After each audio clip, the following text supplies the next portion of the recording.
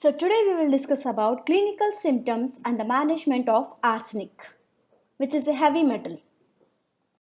Coming to the physical appearance of arsenic, you can see the image over here which is resembling the arsenic which is indicated with the symbol of As, arsenic, and with it having the atomic number of 33. It is the 20th most common element which is present on our earth crust, and it is having a concentration of 1.8 ppm, that is parts per million. You can see the image over there, the arsenic which is silver grey in color, or thin white in color. It is little shiny, brittle, crystalline like metal.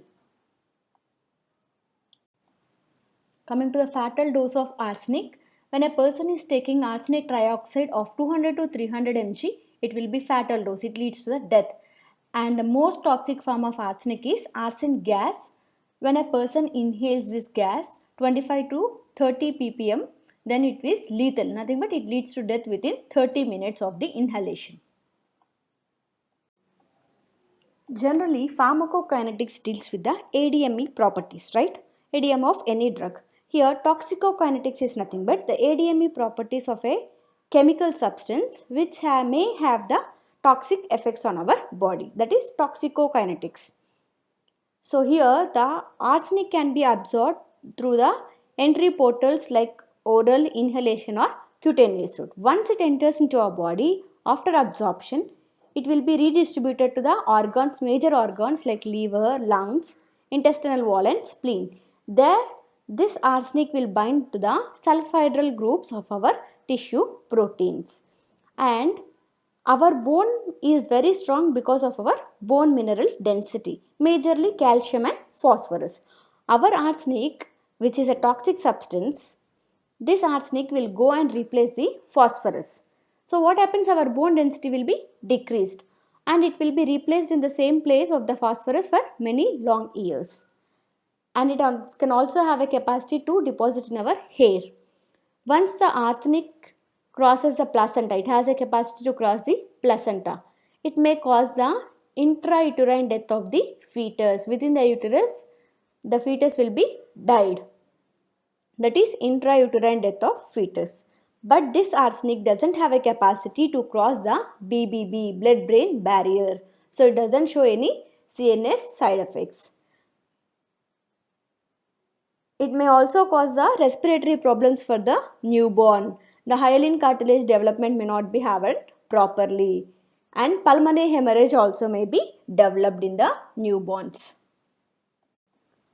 Coming to the clinical features. If a person is being affected with the arsenic poisoning, what are the features that a person may develop?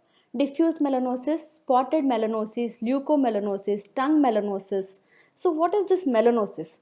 Melanosis is a condition where we have excess production of the melanin, which may lead to the spotted spots on the body or the whitish patches on the body or on the tongue. So these are called as melanosis, diffuse, spotted, leuko or tongue melanosis. Keratosis. Keratosis is a condition where a person can develop scaly or rough skin because of the production of keratin. Excess of keratin will be having, so the person will develop keratosis, spotted keratosis, diffuse and spotted keratosis. Dorsal keratosis is nothing but in the hands and feet a person may develop the keratosis.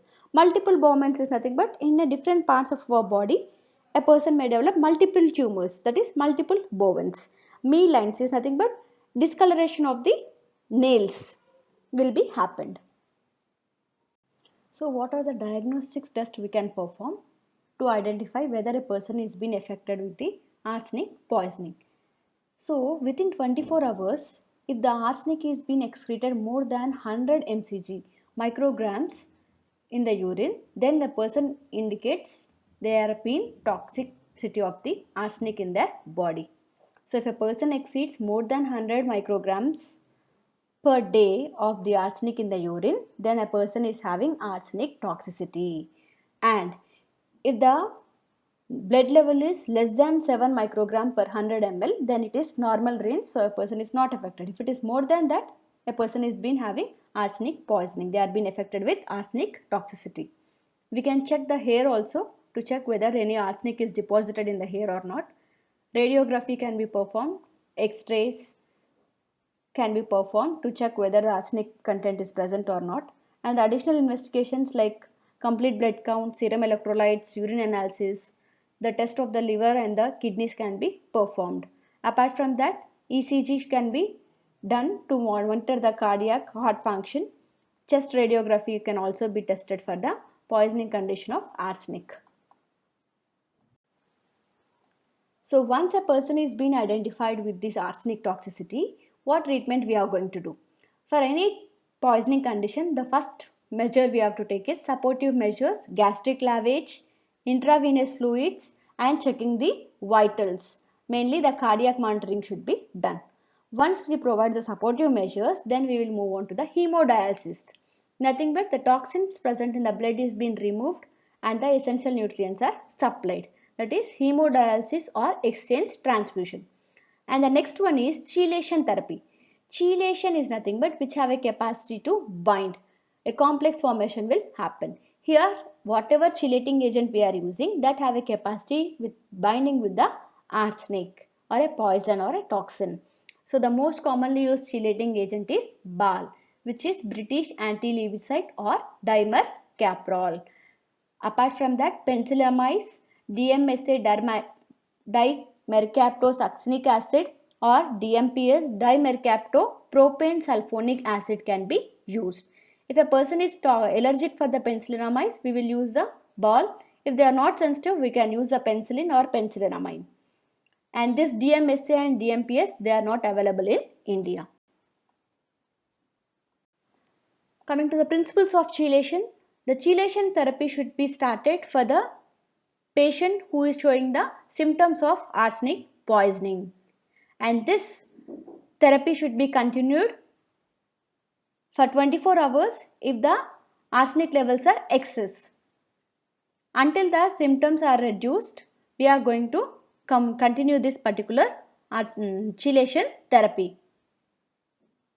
Then this chelation therapy is not so effective for the chronic poisoning condition. During the chronic poisoning condition, they should be preferred to take the hemodialysis method. That is nothing but removal of the toxin from the blood and addition of required nutrients. Autopsy or post-mortem findings.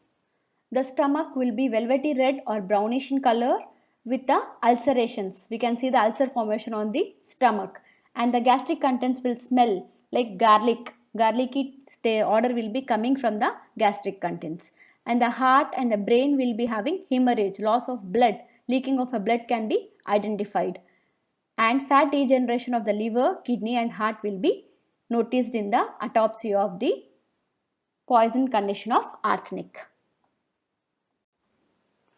Forensic study will be done generally to identify the cause of death.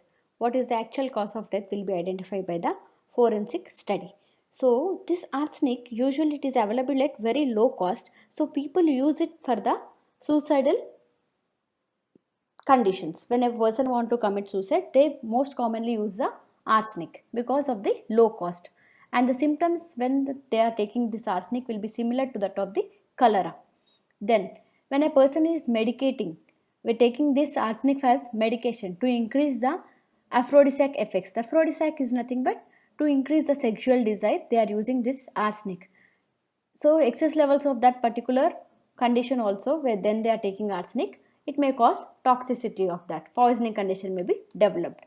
Then when a person is taking arsenic contaminated water, usually if a person takes most of the tube well water in the Asia are contaminated with arsenic, in that condition also it leads to arsenic poisoning.